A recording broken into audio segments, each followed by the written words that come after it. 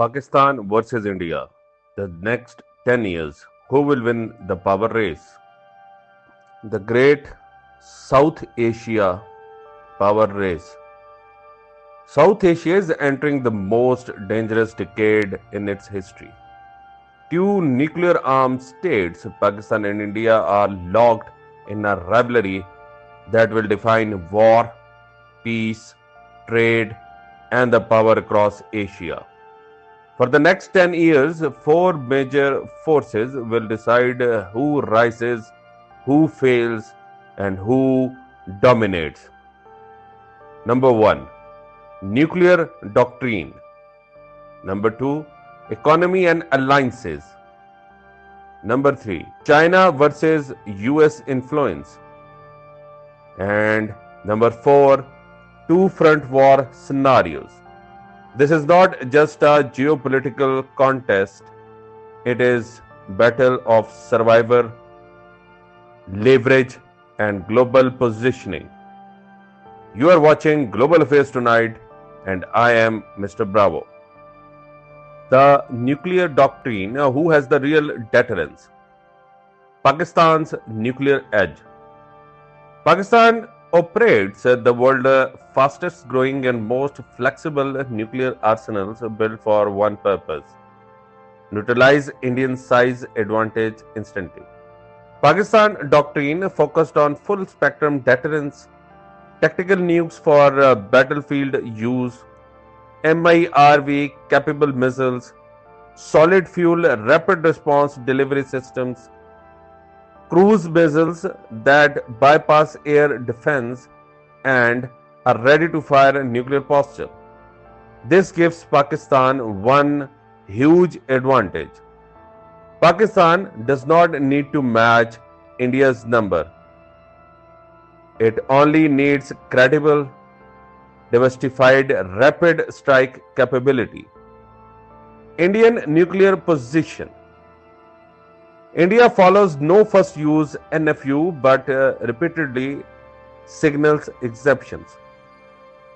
India's nuclear strategies suffer from slow decision making, large but aging delivery systems, technological delays, struggling ballistic missile defense. India wants global recognition, but Pakistan's nuclear umbrella ensures any war equals mutual destruction. India cannot win a decisive victory. Verdict for the next 10 years is Pakistan retains strategic nuclear advantage due to flexibility, speed, and credibility of response. Economy, alliances, and global positioning. India, large but fragile economy. India is rising economically, but 70% workforce is informal. Extreme inequality, dependence on imported oil, border tensions with China, internal separatism, rising unemployment despite GDP growth. India's economic strength increases its visibility, but it also increases vulnerabilities. Pakistan, similar economic but stronger alliance. Pakistan plays the geostrategic game, not the economic show-off game. Its advantages: China's closest military partner, corridor state for energy and trade routes, strong defense ties with Middle East, key partner in Muslim world politics, central to Iran-Saudi balancing, strategic state for US, China, Gulf, Central Asia. Economy fluctuates, but alliances remains rock solid. Verdict for economy for next 10 years: India's grows economically but becomes more entangled in the US-China rivalry. Pakistan became a corridor state, gaining geopolitical leverage through alliances. China versus USA, the new Cold War in South Asia. The next 10 years will be dominated by a new proxy game. China backs Pakistan for Indian containment, access to Arabian Sea, land trades routes to the Middle East, a stable western flank against a US Indo-Pacific strategy and intelligence cooperation. This gives Pakistan weapons, infrastructure, diplomacy and technology. US leans towards India for countering China Indo-Pacific military bases, strategic ports, economic markets and defense partnerships. But US still needs Pakistan for Afghanistan, counter-terror, Mid-East access, back-channel diplomacy. And the reality is, India is a USA partner, but Pakistan is China and USA's necessity. Pakistan became a balancer while India became a frontline pawn in the US China conflict. The two front war scenario, the nightmare that decides everything. This is the chapter this India fears the most. Indians' nightmare.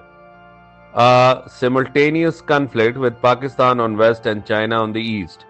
If both fronts active, Indian collapse under divided air force, split armor, stretched supply lines, weak air defense, lack of fast mobilization, and uncertain allies.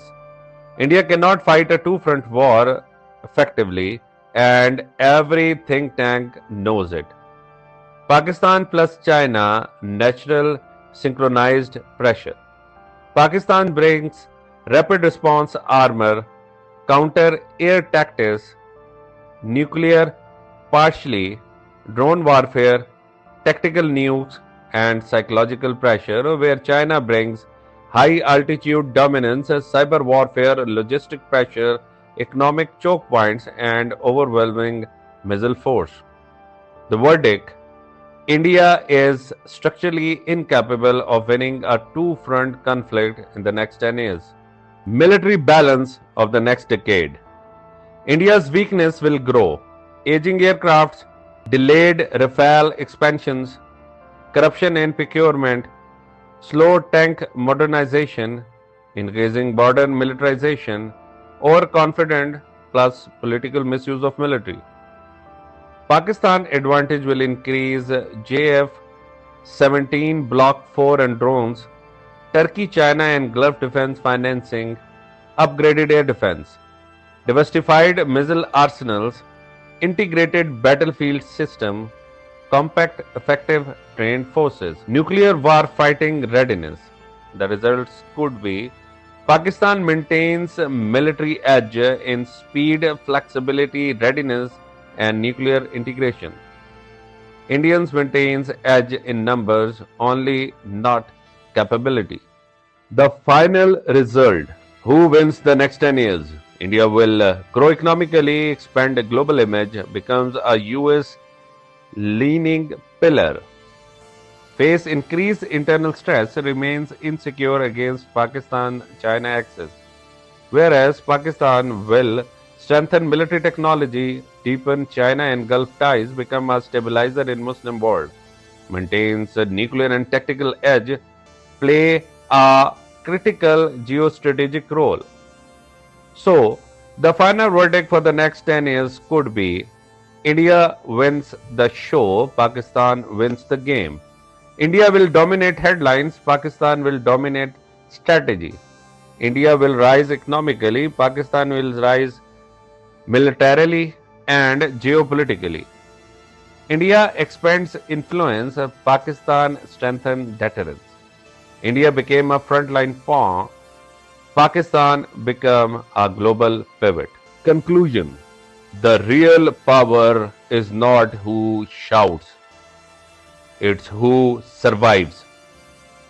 Nations do not win by PR, they win by position, deterrence, alliances, and resilience. Pakistan has all four, India has only one. The power race is not about money, it's about who controls the battlefield, the alliances, and the nuclear psychology.